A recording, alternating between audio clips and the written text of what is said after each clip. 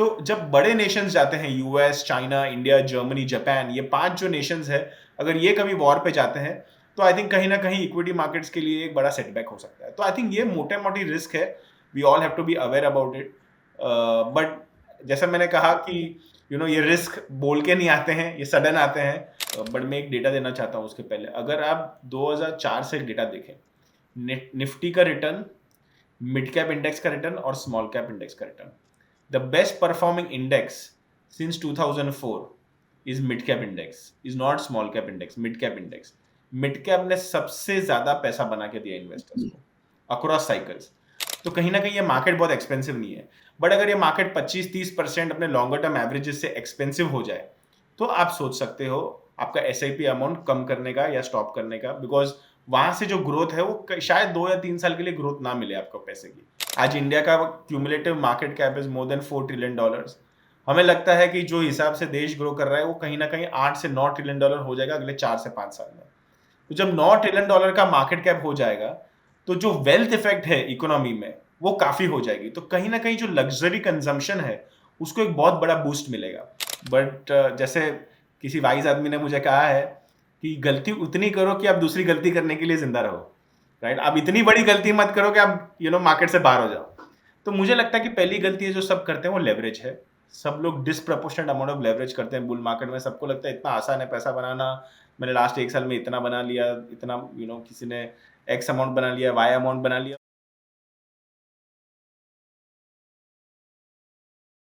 Hello everyone, मेरा नाम नम्रता अरोरा है and welcome back to mutual funds की बात। म्यूचुअल फंड्स की बात में हम ग्लोबल और Indian economic conditions, commodities, stock markets, mutual funds, इन सब के बारे में बात करते हैं। और आज हमारे एपिसोड में we have a very renowned personality from the mutual fund industry. तो आज हमारे साथ हैं mister Niket Shah, who is the chief investment officer at Motilal Oswal mutual fund. He brings over 15 years of experience in the financial markets and asset management. Prior to joining Motilal Oswal AMC, Mr. Shah served as the head of mid-caps research at Motilal Oswal Securities Limited from Feb 2013 to March 2018. His foundational expertise was honed during his tenure as research analyst mid-caps at Edelweiss Securities Limited and as associate research analyst mid-caps at Religare Capital Markets Limited. Under his leadership, the Motilal Oswal Mid-Cap Fund has significantly improved its performance, achieving remarkable advancements in industry rankings.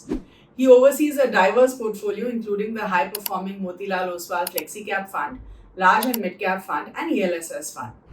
As one of the youngest CIOs in India, Mr. Shah's strategic vision and expert investment management continue to establish new industry benchmarks, enhancing his reputation as a prominent leader in fund management. Mr. Niket Shah holds an MBA in Finance from the Wellinkar Institute of Management Studies.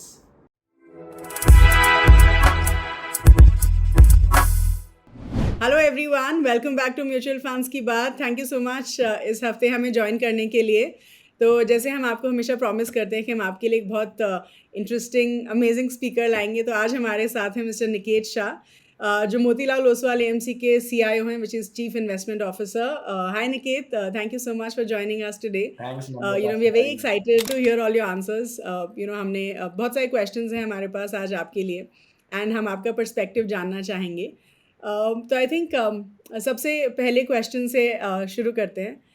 तो निकेत, हम सब जानते हैं, I think बहुत कुछ बोला गया है कि in terms of India is on track to become the world's 3rd largest economy by 2027, और आई थिंक हम वो फास्टेस्ट ग्रोइंग इकोनॉमी का टैग भी मेंटेन कर रहे हैं। लेकिन आई थिंक ये हमेशा लगता है कि क्या इस जगह पे पहुंचने के टाइम में कुछ रिस्क इन्वॉल्व हैं? ऑब्वियसली रिस्क तो कुछ होंगे ही, तो आप हमें ये बताइए कि क्या रिस्क हैं एंड क्या उसका इम्पैक्ट स्टॉक मार्केट पे भी होगा? तो क्या एज एन इन्वेस्टर हमें मेंटली प्रिपेयर रहना चाहिए?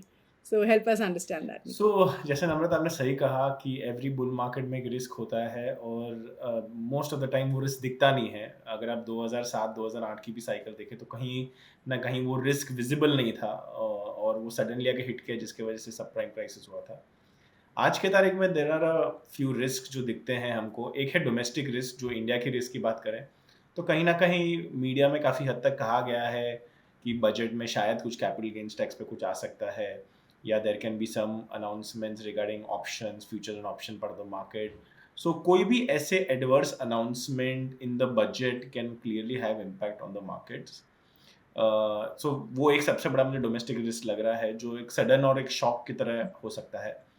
सेकंड जो मुझे लग रहा है, with in the domestic side of the market, इस कोई पॉलिसी पैरालिसिस अगर हो गया, बिकॉज कोलिशन की एक सरकार है, जो लग नहीं रहा है हमें को होगा, बट फिर भी एक रिस्क की तरह लोग को लग रहा है कि शायद एक कोलिशन सरकार होगी, कहीं ना कहीं एक फिजिकल प्रूडेंस से जाके कंजम्पशन की तरफ थोड़े फ्रीबीज बटेंगे, जो ये सरकार ने कभी किए नहीं है बट ऐसे बटेंगे, ऐसा एक रिस्क है। तो उसकी वजह से शायद फिजिकल डेफिसिट जो है, जो इतनी डिसिप्लिन रही है ये सरकार की, वो कहीं ना कहीं थोड़ी मूव आउट होगी, तो उसकी वजह से थोड़ा इम्पैक्ट आ सकता है मार्केट्स में।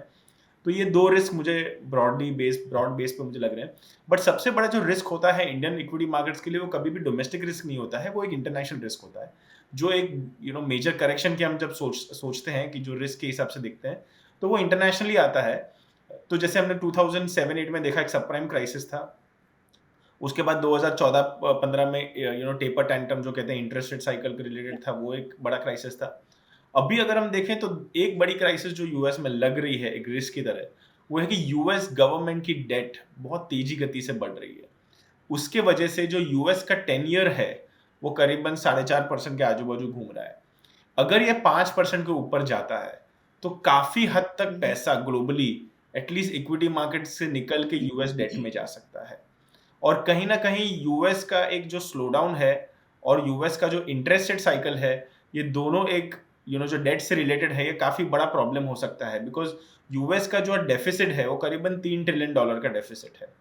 हर साल $3 ट्रिलियन का उनको डेफिसिट जो होता है वो भरना पड़ता है। उसके वजह से उनको बाजार में जाके बोरोइंग करनी पड़ती है, जिसके वजह से इंटरेस्ट रेट जो 10 ईयर होता है, 20 ईयर और 30 ईयर पेपर होते हैं, वो कहीं ना कहीं उसकी वजह से उसके मूवमेंट आती है। तो ये मूवमेंट जो है करीबन 4.5% पे है अभी 10 ईयर। अगर ये 5%, 5.5-6% जाता है, तो कहीं ना कहीं एक वर्ल्ड को बहुत बड़ा सेटबैक लगेगा इस चीज़ का, और उसके वजह से काफ़ी हद तक इक्विटी मार्केट्स में करेक्शन हो सकता है।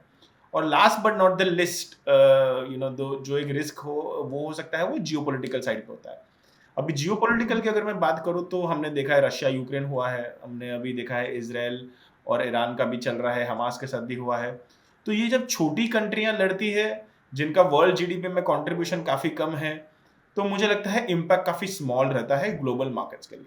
बट अगर समझो यूएस और चाइना वॉर पे जाते हैं, चाइना ताइवान के साथ वॉर करता है, जो बड़े नेशंस अगर इन्वॉल्व हो जाते हैं वॉर के लिए, तब कहीं ना कहीं सिग्निफिकेंट इम्पैक्ट पड़ता है अर्निंग्स ग्रोथ के ऊपर, ट्रेड के ऊपर, सप्लाई चेन के ऊपर, जिसकी इम्पैक्ट हम कल्पना भी नहीं कर सकते। सो अगर चाइना ताइवान का वॉर हुआ, तो मुझे लगता है कहीं ना कहीं काफ़ी सिग्निफिकेंट इम्पैक्ट होगा इक्विटी मार्केट्स के ऊपर।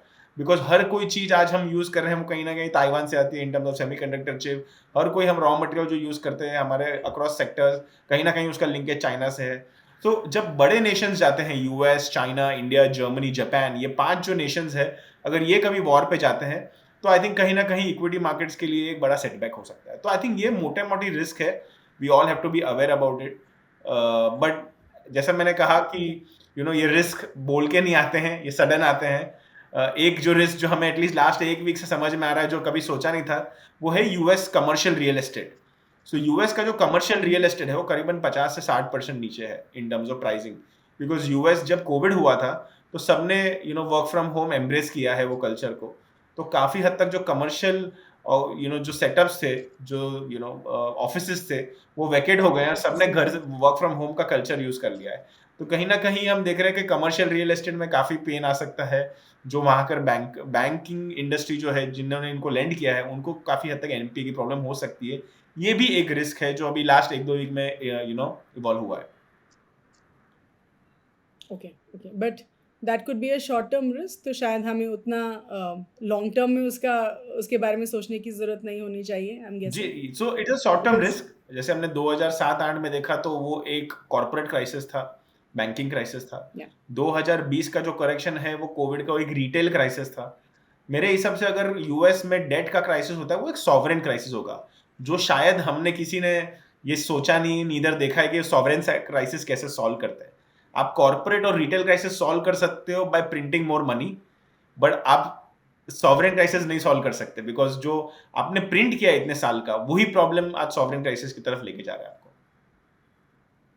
fair, fair, yeah. Okay. So, I'm going to ask you a little bit about mid cap and small caps. हम इतना valuations के बारे में discuss कर चुके हैं about mid cap and small caps being overvalued, लेकिन अगर हम numbers देखें, right? In terms of mid cap funds करीब 84 मिड कैप फंड्स और 68 स्मॉल कैप फंड्स ने जो है अंडर परफॉर्म किया है against the respective benchmarks. And I think as investors हम हमेशा ये देखते हैं कि क्या मेरे फंड ने इस बेंचमार्क अंडरलाइंग बेंचमार्क को बीट किया है नहीं किया है। तो अगर हम 3 साल का परफॉर्मेंस देखें तो mid cap fund small cap funds 84-68% ने बीट नहीं किया है।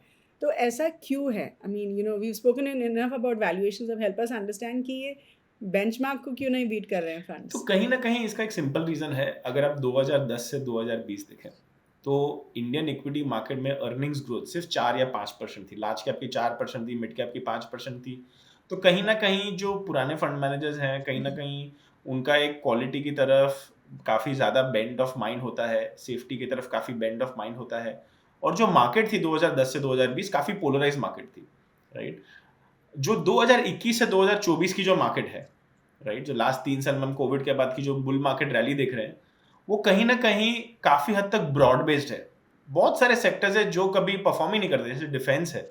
2010 से 2020 शायद कुछ परफॉर्मेंस है डिफेंस का। रेल हो गया, पीएसयू बैंक्स हो गए। तो कहीं ना कहीं जो ये बुल मार्केट है वो काफी हद तक ब्रॉड बेस्ड है। मुझे याद नहीं है कि 2008 के बाद मैंने कभी कोई पावर स्टॉक को ऐसी स्थिति में देखा है आज की, जब बहुत शॉर्टेज है। तो कहीं ना कहीं ये 12, 13, 14 साल के बाद ये ओल्डर इकोनॉमी के स्टॉक्स वापस आए हैं। और कहीं ना कहीं जो most of the fund managers हैं उन्होंने ये मिस किया है। जो ब्रॉड बेस्ड जो ग्रोथ आई है इकोनॉमी की, वो कहीं ना कहीं सबको सरप्राइज कर चुकी है। और इसके लिए सबका एलोकेशन वहां पर काफी कम रहा है। दूसरा ये है कि ये मार्केट काफी फास्ट है।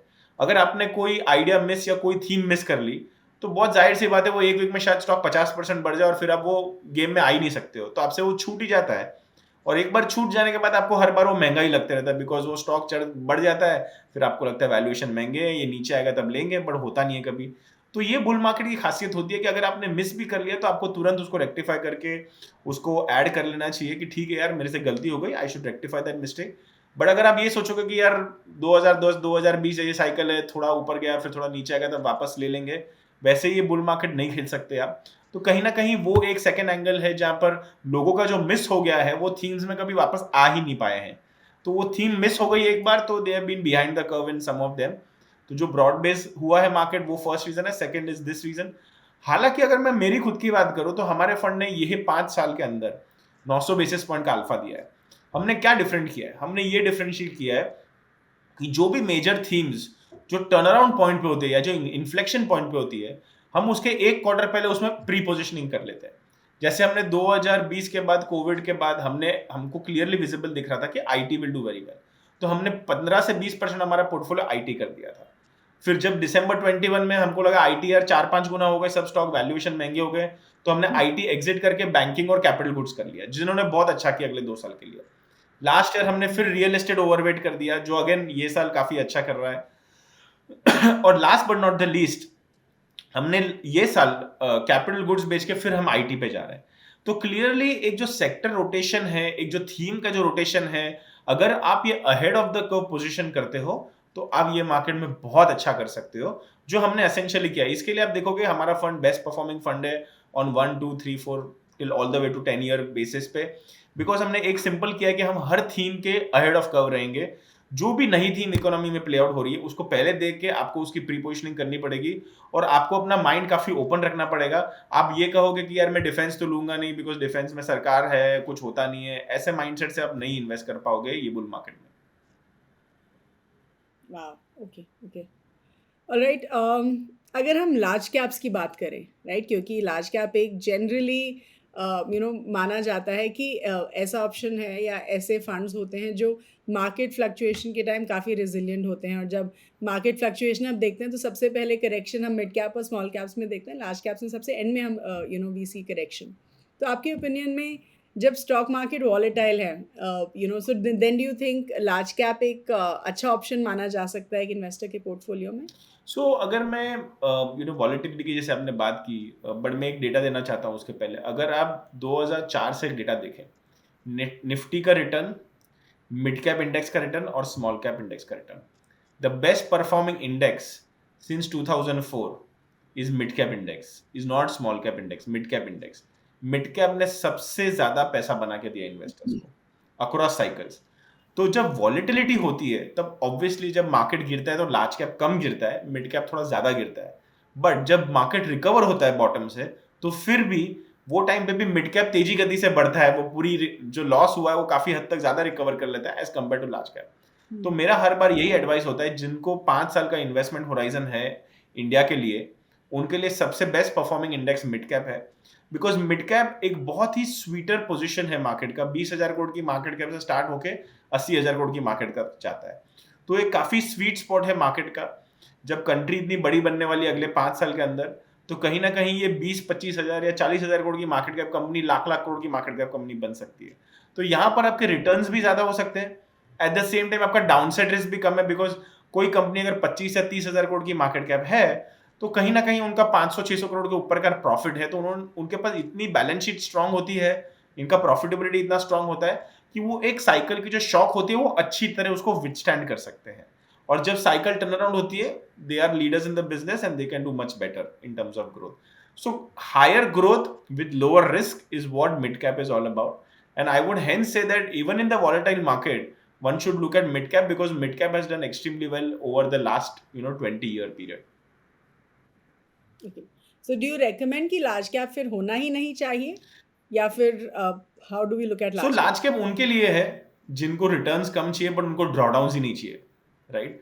जो ये करेक्शन से डरते हैं कि यार 2008 जैसी साइकिल आ गई तो क्या होगा, तो जिनको लगता है कि 2008 जैसी साइकिल आ सकती है उनको डेफिनेटली लार्ज कैप में जाना चाहिए। उनका काफी गिरावट जो है काफी कम रहेगी as compare to mid cap. But अगर मैं 5 से 7 साल का व्यू लूं, तो 2008 की साइकिल भी सिर्फ 10 महीने की करेक्शन थी, नीचे आके फिर हम इमीडिएटली ऊपर रिकवर हो गए थे। सो 2 साल के अंदर हम वापस पुराने हाई पे चले गए थे।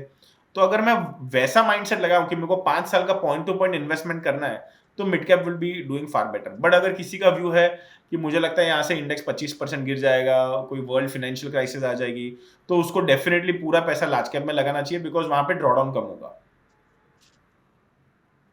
Okay, so basically ऐसे इन्वेस्टर्स जिनको कम रिस्क लेना है and they are okay with relatively lesser returns, वो लार्ज कैप को कंसीडर कर सकते हैं, is what you are saying.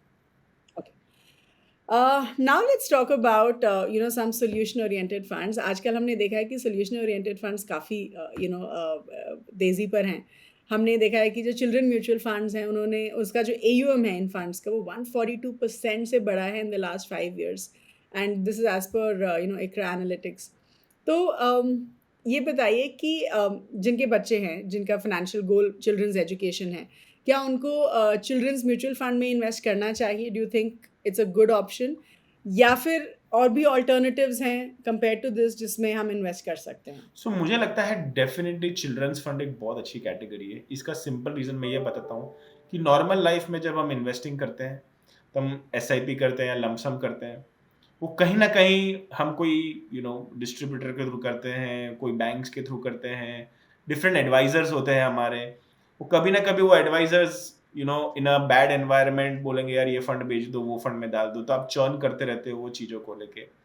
But जब हम चिल्ड्रंस फंड की बात करते हैं, तो खासियत चिल्ड्रंस फंड की ये होती है कि आपके पास एक लॉक इन प्रोडक्ट होता है. आप ओवर द लॉन्गर टर्म पूरा उसको बेनिफिट कर सकते हो, अपने बच्चों के एजुकेशन के लिए फंड कर सकते हो. और उसमें कहीं ना कहीं आपको जो रिटर्न्स है वो लास्ट 20 साल का अगर मैं देखूँ, बिकॉज 18 साल का होता है ड्यूरेशन चिल्ड्रंस फंड का, 5 years और 18 years. सो अगर 18 साल के मैं उम्र का देखता हूँ, आपने डे 1 पे स्टार्ट कर दिया जब आपका बच्चा बॉर्न हुआ है, और अगर आपने 18 साल तक उसको रखा है, तो कहीं ना कहीं आपको जो फिक्स डिपॉजिट है उससे कहीं ज़्यादा रिटर्न्स आपको चिल्ड्रन फंड्स में मिलते हैं इक्विटी में इन्वेस्ट करके. और उसका underlying product can be anything. उसका underlying product can be mid cap children fund, large cap children fund, anything. But तो मुझे लगता है कि बहुत लोग जो डिसिप्लिन रखना चाहते हैं लाइफ में, कि यार ये इतना पैसा मैं अपनी पूंजी का मेरे बच्चे के लिए रखना चाहता हूँ, वो एक दिन रख नहीं पाऊंगा जिस दिन आएगा एजुकेशन, और अगर मुझे 2-3 करोड़ का खर्चा आ गया तो मैं शायद नहीं मैनेज कर पाऊंगा. इसके लिए मैं आज से ही वो छोटी छोटी किस्तों में रख देता हूँ, और वो आप वापस नहीं ले पाओगे. तो बहुत अच्छी बात उसकी ये है कि वो पैसा साइड में चला गया आपका, आप भूल जाते हो उसको कि यार ये मेरे बेटे के नाम पे है. तो एक डिसिप्लिन तरीके से वो इन्वेस्टिंग होती है उसकी, और उसमें आप रिटर्न नहीं कर पाते हो. हमने बहुत बार देखा है, लोग आते हैं सोच के 5 साल 10 साल का इन्वेस्टमेंट होराइजन, बट समझो कोई बिजनेस में कुछ इश्यू हो गए, कुछ लॉस हो गया, तो कहीं ना कहीं उसको रिडीम कर देते हैं, और वो चक्कर में फिर वो एजुकेशन को इम्पैक्ट कर देता है बच्चों को. तो मुझे लगता है कि एक छोटा सा एलोकेशन डेफिनेटली आप चिल्ड्रंस फंड की तरफ कर सकते हैं. I mean that was my actual question कि लोगों को लगता है कि इतना बड़ा लॉक इन है तो क्या इसमें डालना चाहिए, बिकॉज लोग generally I have seen lock in से बहुत डरते हैं। जी, तो उनको लगता है कि मेरे पास वो लिक्विडिटी होनी चाहिए अगर मैं म्यूचुअल फंड्स में इन्वेस्ट इसके लिए कर मैं रहा हूँ कहता तो। हूँ अगर आपके पास 100 रुपया है तो आप 10 रुपए ही डालें, बट आप वो चीज में डालें बिकॉज उससे आपकी एक पूंजी बनती रहेगी। जब आपके बच्चे बड़े होंगे, उनको पढ़ाई के लिए पैसे लगेंगे, तब सडनली आपको वो चीज का बेनिफिट मिलेगा over a period of time. Okay. And generally children's fund में हमने ये भी देखा है कि हाइब्रिड फंड्स होते हैं to a large correct. Extent. तो अगर मान लीजिए I want to go aggressive with my child's education fund, तो यू कैन वी से कि थोड़ा चिल्ड्रंस एजुकेशन फंड और थोड़ा आप एक प्योर इक्विटी फंड में बिल्कुल, डाल सकते हैं एब्सोल्युटली। जिसको अगर आपको थोड़ा जी। अग्रेसिव स्टैंड लेना है, तो आप थोड़ा चिल्ड्रन फंड में डालिए, थोड़ा मिड कैप फंड में डालिए। तो उसमें आपका हाई ग्रोथ और लो हाई रिटर्न और लो रिटर्न दोनों कैप्चर हो जाएगा, तो एक अच्छा बैलेंस रिटर्न मिलेगा आपको। Because most of the children fund, जैसे आपने कहा, हाइब्रिड है, तो एक लो रिस्क और सस्टेनेबल रिटर्न की तरफ वो फंड पोजीशन होता है। जी। बहुत ज़्यादा रिस्क नहीं ले सकते हो बिकॉज़ आप अल्टीमेटली चिल्ड्रंस के एजुकेशन के लिए वो पैसे जाते हैं। तो आप डिस्प्रपोर्शनेट रिस्क नहीं ले सकते हो, 100% स्मॉल कैप नहीं कर सकते उसमें। तो कहीं ना कहीं एक hybrid fund is a right strategy. But अगर आपको रिटर्न की एक्सपेक्टेशन थोड़ी ज़्यादा है हाइब्रिड फंड से, तो डेफिनेटली आपको मेरे हिसाब से इसका कॉम्बिनेशन लेना बहुत ज़रूरी है। Okay. Okay. Okay, so Nikit, मेरा अगला सवाल है related to S I Ps. हम अपने एपिसोड में बहुत सारी चीज़ें एस आई पीज के बारे में डिस्कस कर चुके हैं, कब शुरू करना चाहिए, टाइम करना चाहिए, नहीं करना चाहिए, and there is enough spoken about S I P. लेकिन आई थिंक हमने ये कभी नहीं पूछा है कि हमें एस आई पीज को रोकना कब चाहिए।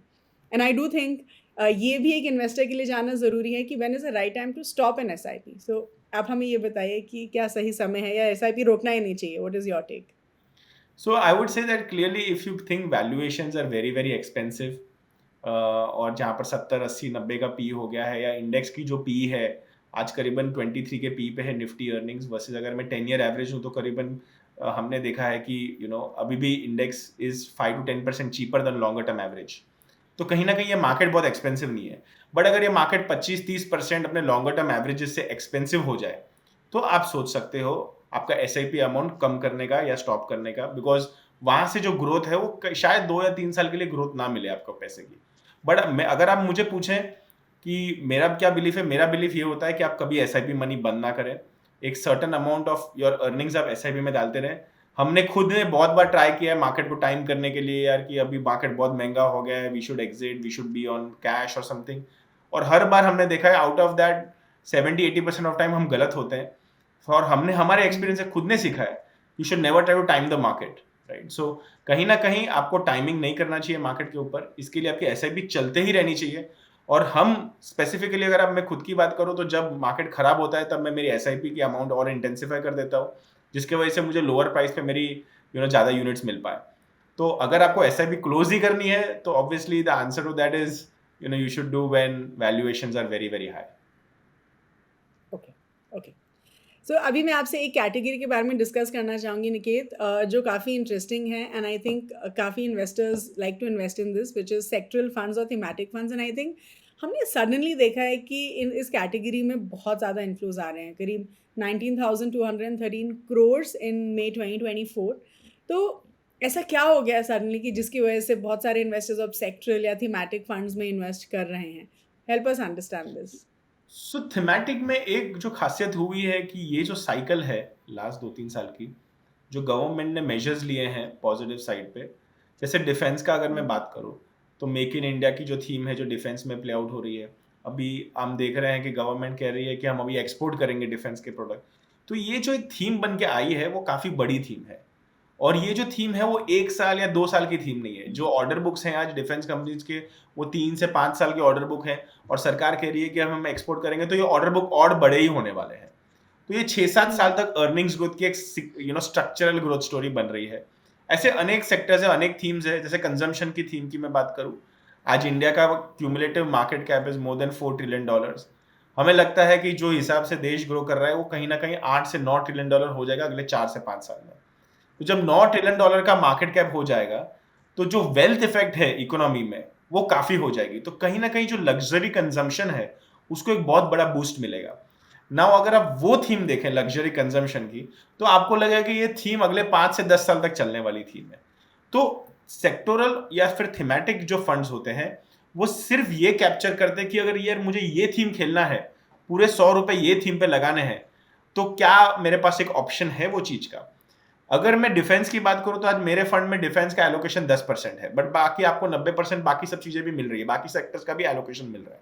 बट अगर कोई व्यक्ति है जिसको लगता है कि यार मुझे यार अगले 5 साल तक मुझे लगता है डिफेंस में बहुत ज्यादा पैसे बनने वाले हैं, तो मुझे कोई फंड चाहिए जहां पर सिर्फ और सिर्फ डिफेंस स्टॉक्स हो और कुछ ना हो, तो उसके लिए ये परफेक्ट प्रोडक्ट है जहां पे आप एक थीम खेल सकते हो। और हमने देखा है जब वो थीम कब टाइम आता है, हमने वो बैंकिंग फंड में भी देखा है, हमने वो आईटी फंड में भी देखा है, जो आईटी सेक्टरल फंड्स होते हैं या बैंकिंग सेक्टरल फंड होते हैं, जब वो सेक्टर का थीम का टाइम आता है तब सबसे ज्यादा पैसा वो थीम में बनता है, बिकॉज आपका पूरा 100% कैपिटल एलोकेशन एक ही डायरेक्शन में लगा है, ना कि एक डाइवर्सिफाइड फंड की तरह जहां पर बहुत सारी चीजें हैं, बहुत सारा सेक्टर एलोकेशन है।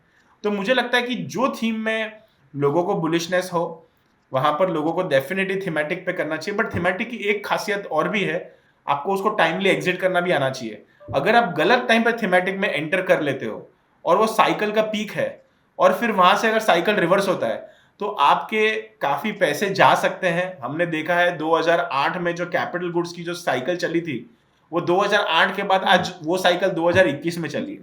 तो अगर आपने कोई कैपिटल गुड्स के थीमेटिक फंड में 2008 के पीक पे इन्वेस्ट किया होगा तो आपकी बहुत बहुत पॉसिबिलिटी है कि आपकी नैव शायद 10 या 12 साल बाद आई होगी। तो कहीं ना कहीं मुझे लगता है थीमेटिक फंड में आप इन्वेस्ट करें, but it can not be a structural call. आप 10 साल 20 साल का व्यू नहीं ले सकते हैं, बिकॉज वो डाइवर्सिफाइड फंड नहीं है। वो फ्लेवर ऑफ द सीजन है 3-4 साल का, वो हिसाब से सोच के डालें आप पैसा उसमें, and that is how you should play those thematic fund. So you should also know how to exit it. Okay, so 2 more questions related to this. अगर हम थीम्स की ही बात कर रहे हैं, आपने ऑफ कोर्स डिफेंस बोला, लग्जरी आइटम्स बोला, ये सब बोला, लेकिन कौन सी ऐसी पॉपुलर थीम्स हैं?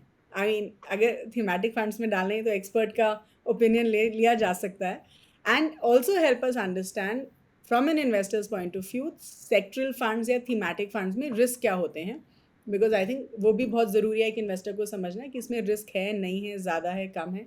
So please help us understand. बिल्कुल। जैसे अगर थीम्स की मैं बात करूं तो हमने काफ़ी थीम्स हमने खुद ने आइडेंटिफाई किए जहां हम काफ़ी पॉजिटिव है। एक जो थीम जो मैंने कही आपकी लग्जरी कंजम्पशन की थीम या डिस्क्रिशनरी स्पेंडिंग की जो थीम है वो मुझे काफ़ी पॉजिटिव लगती है, जहाँ पर बहुत सारे फूड डिलीवरी कंपनीज जो प्लेटफॉर्म कंपनीज आती है, डिजिटल कंपनीज आती है, स्टार्टअप्स आते हैं, फिर ज्वेलरी कंपनीज आती है जहाँ पर हमने देखा है 30 से 35% की ग्रोथ रही है। As a country we have been very very, हमें काफ़ी लव एंड अफेक्शन होता है ज्वेलरी के साथ। तो एक लग्जरी कंजम्पशन की जो थीम है वो काफ़ी पावरफुल थीम है। दूसरी जो थीम जो मुझे काफ़ी अच्छी लगती है वो मैन्युफैक्चरिंग की थीम है। एटलीस्ट मुझे लगता है अभी भी ये थीम में 3 से 4 साल की तेजी जो है वो काफ़ी हद तक विजिबल है।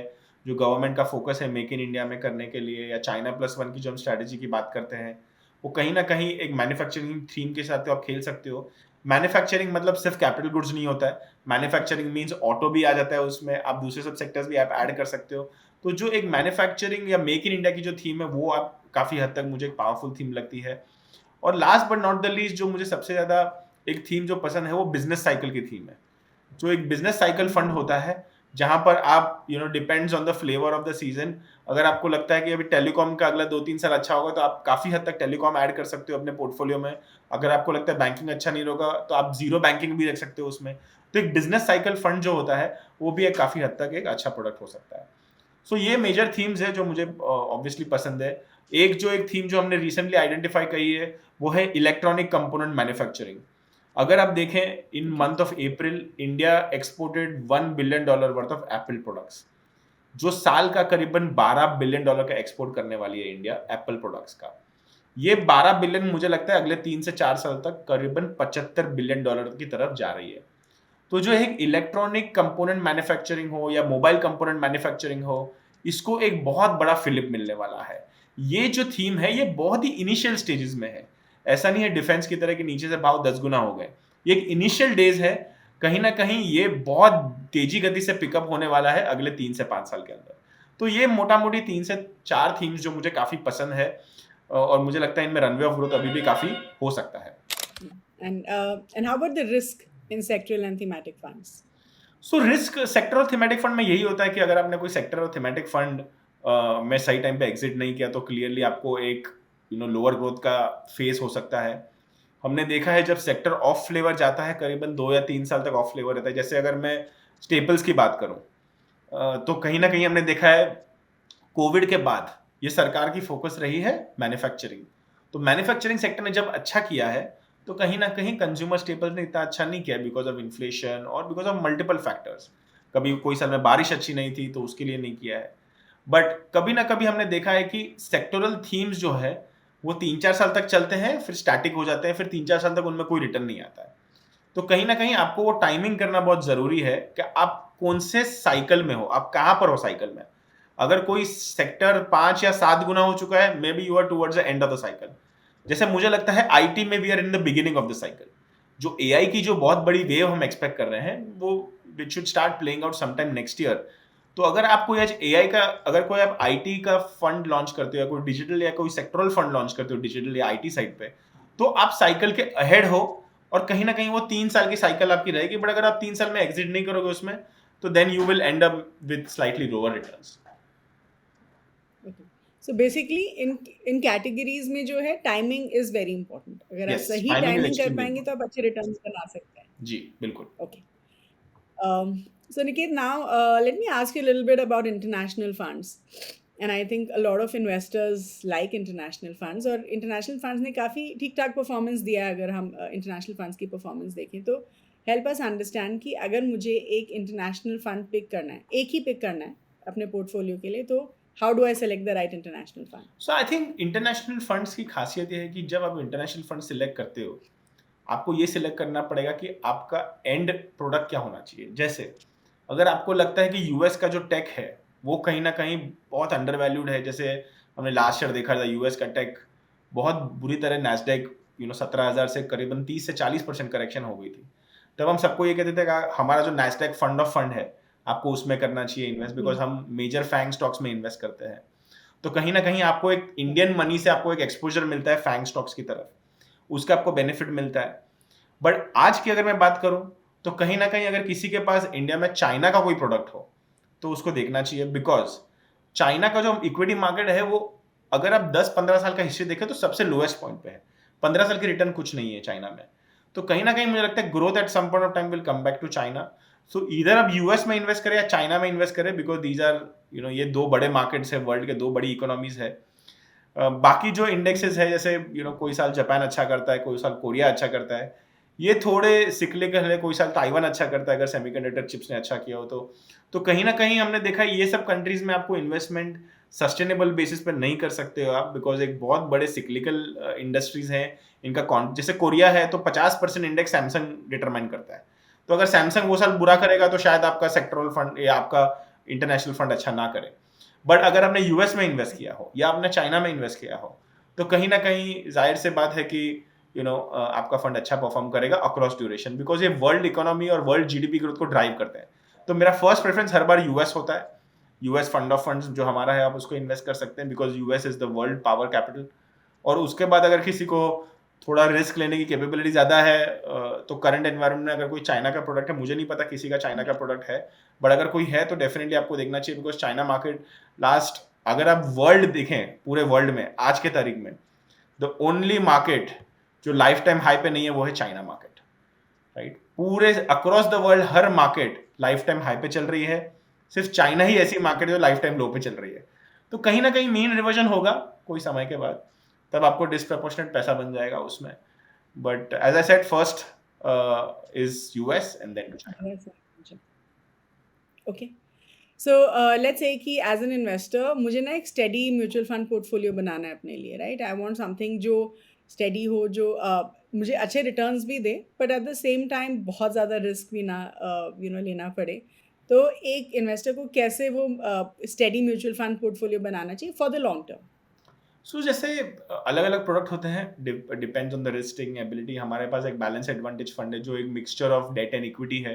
तो जिनके पास रिस्क टेकिंग एबिलिटी कम है, जिनको सस्टेनेबल बेसिस पे अपने फिक्स डिपॉजिट के रेट से ज़्यादा रिटर्न चाहिए, but at the same time down side risk भी पूरी बचानी है, उनके लिए कहीं ना कहीं balance advantage fund is a very right fund. जहाँ पर एक, या फिर मैं हाइब्रिड फंड की बात करूँ तो कहीं ना कहीं वो भी एक काफ़ी अच्छा ऑप्शन हो सकता है, जहाँ पर आपको इक्विटी और डेट का एक अच्छा कॉम्बिनेशन मिलता है।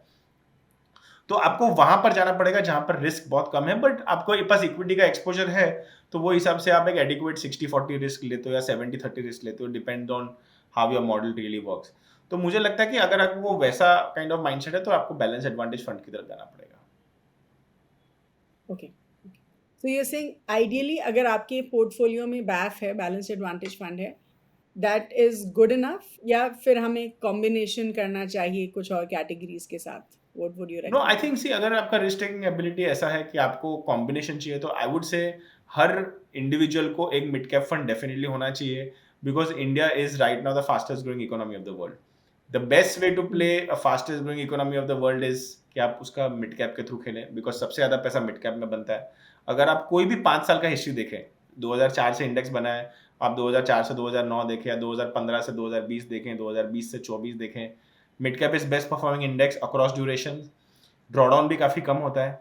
तो कहीं ना कहीं आपको एक मिड कैप कोर रखना पड़ेगा, और उसके बाद डिपेंडिंग ऑन रिस्क एबिलिटी, आपको अगर आपके पास रिस्किंग एबिलिटी कम है तो आप बैलेंस एडवांटेज फंड की तरफ चले जाएं। बट आपके पास एक मिड कैप फंड डेफिनेटली होना चाहिए जो एक इंडिया ग्रोथ स्टोरी के ऊपर आपका एक कॉल है। Okay, fair. तो अभी निकित हमें ये बताइए कि क्वांट फंड्स क्या होते हैं? You know lot of investors look at quant funds, लेकिन आई पर्सनली बिलीव कि क्वांट फंड्स शायद थोड़े मैच्योर्ड या थोड़े सोफिस्टिकेटेड इन्वेस्टर्स के लिए होते हैं। तो पहले अब हमें ये बताइए कि क्वांट फंड्स होते क्या हैं, and then help us understand कि ये किस तरीके के इन्वेस्टर्स क्वांट फंड्स में इन्वेस्ट कर सकते हैं। सो क्वांट फंड्स में काफी हद तक पैरामीटर्स होते हैं, अलग अलग पैरामीटर्स के बेस के ऊपर आप एक क्वांटिटेटिव स्क्रीनर रन करते हो और उनके बेस के ऊपर आप एक एलोकेशन करते हो सर्टेन स्टॉक्स के ऊपर। मुझे लगता है ये नॉर्मल रिटेल इन्वेस्टर्स या एच इन्वेस्टर्स के लिए काफ़ी एक सोफिस्टिकेटेड इन्वेस्टर्स के लिए कैटेगरी है। और मुझे लगता है कि ये कैटेगरी उनको ही करनी चाहिए जिनके पास एक अंडरस्टैंडिंग हो कि एक कॉन्ट कैसे, अंडरलाइंग कॉन्ट कैसे वर्क करता है। हर कॉन्ट फंड की अपनी एक स्ट्रैटेजी हो सकती है, राइट। अगर किसी ने ग्रोथ स्ट्रैटेजी बनाई है कि भाई ग्रोथ के हिसाब से करना है, किसी की वैल्यू की स्ट्रैटेजी है, उसके अलग अलग फिल्ट्रेशन होते हैं, अलग अलग स्क्रीनर्स रन कर सकते हो आप, अलग अलग फिल्ट्रेशन के हिसाब से अलग अलग चीज़ों डिफाइन कर सकते हो। तो वो फिल्ट्रेशन के हिसाब से बैकवर्ड एक on the back end there is a model जो नाम देता है, और वो मॉडल के हिसाब से आप एलोकेशन करते हो कैपिटल का वो स्टॉक्स में। तो एक काफ़ी हद तक एक I would say it is only for classes not for masses kind of a category, where people who understand कि ये कैटेगरी कैसे वर्क होती है उनको ही इन्वेस्ट करना चाहिए। मैं इसके लिए हर बार क्वांट फंड की जब बात आती है तो मैं बोलता हूँ नॉर्मल जो इन्वेस्टर्स है उनको नहीं करना चाहिए, बिकॉज शायद उनका एक्सपीरियंस अच्छा ना हो तो उनको सरप्राइज आ जाए कि जो रिटर्न है उसके हिसाब से। बट कैन वी से कि क्वांट फंड ज़्यादा रिस्की भी हैं? मतलब क्या रिस्क इनमें ज़्यादा रहता है कंपेयर टू नॉट से एनी नेसेसरीली अदर आप डिफाइन कर कैटेगरीज? सकते हो आपको कौन फंड की केआरएस कैसे फिल्टर करने हैं। तो बहुत सारे अलग कॉन्ट ऑप्शंस, जो कॉन्ट फंड्स होते हैं उनमें बहुत सारे ऑप्शंस हो सकते हैं। ऐसा एक कोई फॉर्मूला नहीं है कि आप ग्रोथ का ही बनाओ या जहाँ पे आप return on capital employed ROE ROC के लिंक कर दो या प्रॉफिट आफ्टर टैक्स पे लिंक कर दो। There are multiple cuts to quant fund. आप बहुत सारे ऑप्शंस हो सकते हैं कॉन्ट फंड के हिसाब से।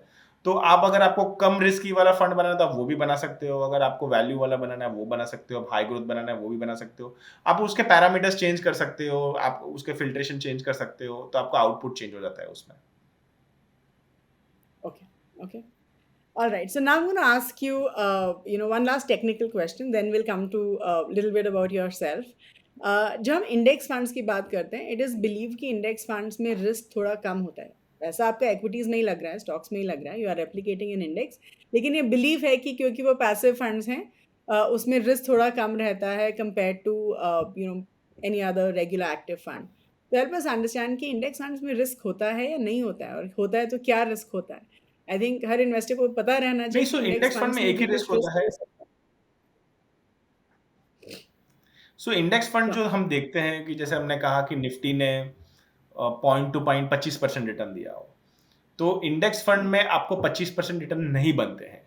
इंडेक्स फंड का भी एक फी स्ट्रक्चर होता है, और दूसरा जो इंडेक्स फंड का एक वो है कि इसमें एक ट्रैकिंग एरर होता है। जब हम स्टॉक लेने जाते हैं, मिड कैप हो या लार्ज कैप हो या स्मॉल कैप हो, कहीं ना कहीं उसमें एक टाइम एरर या ट्रैकिंग एरर होता है। वो ट्रैकिंग एरर स्मॉल कैप के केस में ज्यादा होता है, मिड कैप के केस में कम होता है, लार्ज कैप के केस में और कम होता है, बिकॉज एक काफी लिक्विडिटी ज्यादा होती है लार्ज कैप में। स्मॉल कैप में आपको लिक्विडिटी के इश्यूज आ सकते हैं। तो मिड कैप में हमने वो देखा है इन द पास्ट की ट्रैकिंग एरर कहीं ना कहीं आता है। तो एक चीज जो बहुत क्लियर है पैसिव फंड्स में, वो कि जो इंडेक्स का रिटर्न है उससे आपको कम ही रिटर्न मिलने वाले हैं when it comes after the थोड़ा कम। फीस। तो फीस की अगर मैं डिडक्ट करूं और ट्रैकिंग एरर डिडक्ट करूं तो उससे कम ही रिटर्न मिलने वाले हैं। कहीं ना कहीं हम देखते हैं एक्टिव के साइड पे काफी हद तक इतने काफी म्यूचुअल फंड्स है एक्टिव साइड पे जिन्होंने सस्टेनेबल बेसिस पे over the longer term alpha generation किया है कंपेयर टू द इंडेक्स। तो वहां पर हम देखें तो आपका क्लियरली एक्टिव में अभी भी एक बहुत बड़ा एज है इंडिया में ओवर पैसिव, बिकॉज पैसिव में आपको डेफिनेटली इंडेक्स से कम ही रिटर्न मिलेंगे।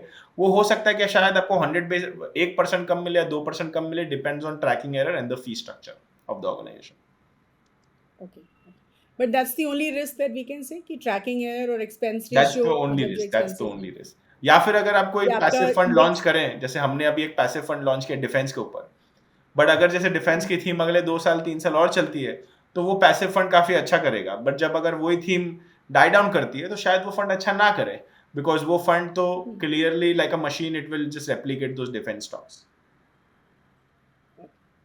Fair enough.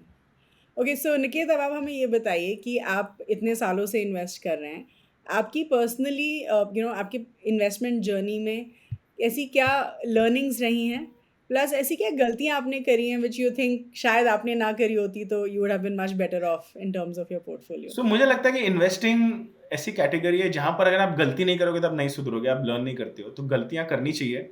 बट जैसे किसी वाइज आदमी ने मुझे कहा है कि गलती उतनी करो कि आप दूसरी गलती करने के लिए जिंदा रहो, राइट? आप इतनी बड़ी गलती मत करो कि आप मार्केट से बाहर हो जाओ। तो मुझे लगता है कि पहली गलती है जो सब करते हैं वो लेवरेज है। सब लोग डिसप्रपोर्शनेट अमाउंट ऑफ लेवरेज करते हैं बुल मार्केट में। सबको लगता है इतना आसान है पैसा बनाना, मैंने लास्ट 1 साल में इतना बना लिया, इतना किसी ने एक्स अमाउंट बना लिया, वाई अमाउंट बना लिया, और उसको लगता है तो काफ़ी ईजी है यार, ये तो मैं हर रोज कर सकता हूँ। तब आपका ध्यान आपके बेस बिजनेस है, एग्जिस्टिंग बिजनेस से चला जाके आप भी फंड मैनेजर बन जाते हो। तो मुझे लगता है वो एक काफ़ी एक गलत तरीका है, बिकॉज जितनी बुल मार्केट आपने देखी है कहीं ना कहीं बेयर मार्केट भी आती है। जब बेयर मार्केट, बुल मार्केट के बाद वाली जो बेयर मार्केट होती है काफ़ी ब्रूटल और रुथलेस होती है, उसमें पेन काफ़ी होता है, बिकॉज आपने एक साइकिल देखी है और जब साइकिल रिवर्स आती है तो करेक्शन काफ़ी स्टीप होता है। बुल मार्केट का जो करेक्शन होता है वो काफ़ी स्टीप होता है। आप अगर 2002 से 2008 की जो बुल मार्केट है जो हम सबको याद है, उसमें 7 टाइम मार्केट ने मोर देन 10% करेक्शन दिया था और 2 टाइम मार्केट ने मोर देन 30% करेक्शन दिया था। तो आप सोचिए कि अगर आप वो बुल मार्केट के पार्टिसिपेंट है या आज अगर वो 30% करेक्शन आता तो आपकी कितनी कैपिटल वाइप ऑफ हो सकती है। तो कहीं ना कहीं आपका जो लेवरेज है वो कम रखें, डिसप्रोपोर्शनेटली लेवरेज ना करें। जितना आपके पास पैसा है आप लॉन्ग टर्म के हिसाब से आप इन्वेस्ट कर सकते हैं, फंड्स में इन्वेस्ट कर सकते हैं। अगर आपकी खुद की रिसर्च की कैपेबिलिटी है तो आप डायरेक्टली इन्वेस्ट कर सकते हैं। बट ये मैंने गलती देखी है, सबने डिसप्रोपोर्शनेटली जब लेवरेज करते हैं और वो जब लेवरेज हर्ट होता है तो आप पूरी गेम से बाहर हो जाते हो। दूसरी गलती जो सब करते हैं कि अगर आपने कोई स्टॉक लिया हो और अगर वो स्टॉक अच्छा नहीं करता हो तो आप उसको एवरेज करने की ट्राई करते हैं, और गंदा करो तो और एवरेज करने की ट्राई करते हैं। तो होता क्या है, आपने अपना अच्छा पैसा बुरे स्टॉक में आप जमा करते रहते हो, बट आपके पास जो अच्छा स्टॉक होता है अगर आपने 100 रुपए में लिया और 200 रुपए होता है आप उसको बेच देते हो। आप बोलते हो चलो यार बहुत बढ़ गया, बेच देते हैं। तो कहीं ना कहीं ये सेकंड गलतियां हैं, जो आपके जो विनर्स हैं उसको आप रखें, आपके जो लूजर्स है उसको ट्रिम करें, राइट? तो आपकी वेल्थ क्रिएशन जर्नी काफी अच्छी रहेगी। विनर्स को इसके लिए रखना चाहिए बिकॉज आपने सोचा था ये धंधा अच्छा करेगा।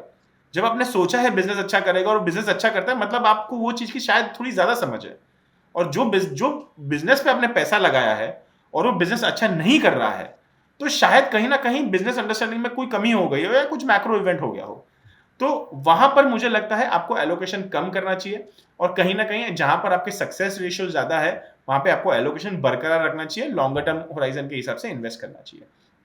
ये सेकेंड चीज जो है मैं देखता हूं। और last but not the least, आज के जो फ्लेवर्स हम देखते हैं इक्विटी मार्केट में, जो लोग वैल्यूएशन नहीं देखते हैं, एसएमई स्टॉक्स में इन्वेस्ट करते हैं बिकॉज बहुत तेजी गति से पैसे बन रहे हैं।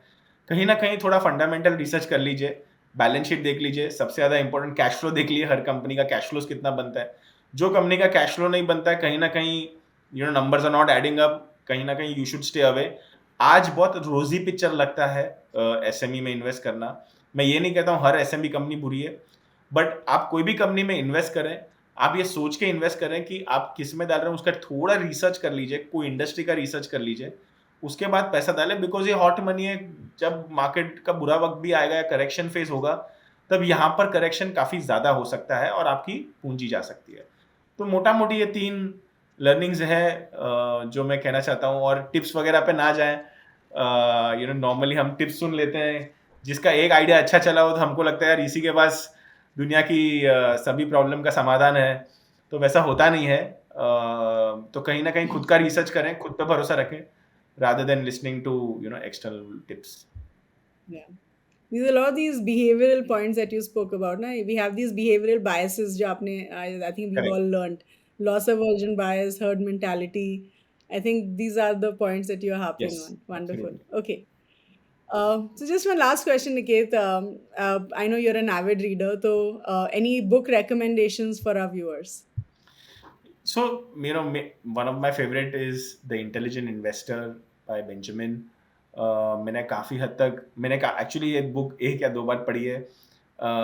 उसके अलावा the psychology of money by Morgan, ये एक दो बुक है, मैं आपको रेकमेंड करता हूँ। But I think the intelligent investor ऐसी बुक है जो मुझे लगता है हर किसी को एक बार पढ़नी चाहिए अपनी ज़िंदगी में, बिकॉज कहीं ना कहीं आपको, अगर आप इन्वेस्टिंग वर्ल्ड में हो और अगर आपने ये बुक नहीं पढ़ी है, तो आप कहीं ना कहीं आप जब वो खुद गलती करोगे तब समझोगे। ये बुक पढ़ने से आपकी काफ़ी गलतियां कम हो जाएगी, राइट? आप काफ़ी हद तक इन्वेस्टिंग को समझ पाओगे कि इन्वेस्टिंग कैसे की जाती है।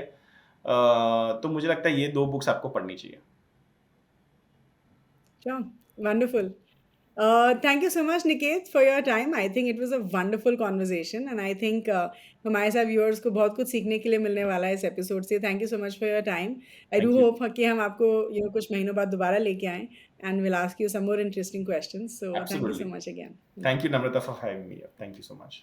Wow, what a wonderful conversation with Mr. Niket. I'm sure आप सबको ये एपिसोड बहुत अच्छा लगा होगा, and I'm sure you guys are waiting for the next one. तो हमने जो भी इतने सारे पॉइंट्स डिस्कस किए इस एपिसोड में, वो मैं आपके लिए समराइज कर देती हूँ। तो सबसे पहले हमने मिस्टर निकेत से पूछा कि करीब 84% mid cap funds and 68% small cap funds ने अपने अंडरलाइंग बेंचमार्क को अंडर परफॉर्म किया इन द लास्ट 3 years। ऐसा क्यों है? तो मिस्टर निकेत सेज कि अगर हम इंडियन इकोनॉमी को देखें तो उसमें हमने ब्रॉड बेस्ड ग्रोथ देखी है। तो अगर किसी ने कोई इंटरेस्टिंग इन्वेस्टमेंट थीम या आइडिया को मिस कर दिया, it is very difficult to get back. So it's always important that you must incorporate investment themes as soon as possible. फिर हमने मिस्टर निकेत से थोड़ा लार्ज कैप फंड्स के बारे में बात करी, एंड वी आस्क्ड हिम कि अगर स्टॉक मार्केट वॉलेटाइल है तो क्या हमें लार्ज कैप फंड्स में इन्वेस्ट करना चाहिए। तो मिस्टर निकेत सेज कि अगर हम 2004 से देखें, mid cap index has been the best performing index. तो ऑफ कोर्स जब स्टॉक मार्केट गिरती है तो लार्ज कैप्स जो हैं सबसे कम गिरते हैं या सबसे ज़्यादा स्टेबल रहते हैं, लेकिन जब स्टॉक मार्केट रिकवर होती है तब it's the mid caps that recover the first. तो ही सेज कि अगर स्टॉक मार्केट वॉलेटाइल है तो आप मिड कैप्स में इन्वेस्ट कर सकते हैं। But if you are the kind of investor जिसको मार्केट क्रैश से डर लगता है, अगर आपको फॉर एग्जाम्पल 2008 के मार्केट क्रैश से डर लगता है, then you could look at investing in large cap funds. Of course अगर आप एक कंजर्वेटिव इन्वेस्टर हैं और आपको ज़्यादा रिस्क नहीं लेना है and you are okay with low returns, तब भी आप लार्ज कैप्स में इन्वेस्ट कर सकते हैं।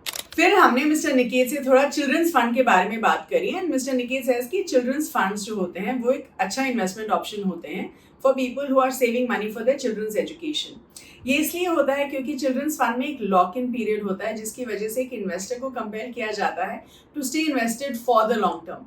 तो ये एक डिसिप्लिन तरीके से एज एन इन्वेस्टर आप अपने बच्चे की पढ़ाई के लिए पैसा बचा सकते हैं थ्रू दिस चिल्ड्रंस फंड। तो ही सेज कि आपके पोर्टफोलियो में थोड़ा एलोकेशन चिल्ड्रंस फंड्स में हो सकता है। Then we asked mister Niket कि SIPs को रोकने का सही समय क्या है। तो मिस्टर निकेत सेज कि आइडियली SIPs को कभी भी नहीं रोकना चाहिए क्योंकि it's very difficult to time the market. He says कि आइडियली आपको अपने SIPs को कंटिन्यू करते रहना चाहिए और बढ़ाना चाहिए अगर मार्केट नीचे है। एंड ही सेज कि अगर आपको अपने इक्विटी फंड्स में SIP रोकनी ही है, then you could do so when the stock market is at the peak. फिर हमने मिस्टर निकेत से उनकी कुछ लर्निंग्स के बारे में पूछा from equity markets, and mister Niket says कि कभी भी कोई इतनी बड़ी गलती मत करिए जिससे आपके फाइनेंसेस परमानेंटली डैमेज हो जाएं। सो फॉर एग्जांपल, पैसा बोरो करके इक्विटीज में इन्वेस्ट मत करिए। रेगुलरली इक्विटी फंड्स में इन्वेस्ट करिए based on your financial capacity. Then ही ऑल्सो सेज कि अपने लॉसेस को एवरेज आउट मत करिए in stocks by holding on to poorly performing stocks. अपने विनर्स को अपने पास रखिए और अपने जो स्टॉक्स उतना अच्छा नहीं कर रहे उनको ट्रिम करिए। ही ऑल्सो सेज कि जब आप इक्विटी मार्केट्स में इन्वेस्ट करते हैं तो बहुत ज़्यादा रिस्की इन्वेस्टमेंट्स में इन्वेस्ट मत करिए, क्योंकि जब मार्केट क्रैश होगी तो आपका पोर्टफोलियो भी फिर हेवीली क्रैश हो सकता है। Ideally, अपना research करिए and then invest in good equity funds. So that was about it in this particular episode. I do hope all of you had a wonderful time listening to this conversation. Please do like this video, share it with everyone, and please do subscribe to the Grow Mutual Fund channel, and I'll see you next week. Thank you.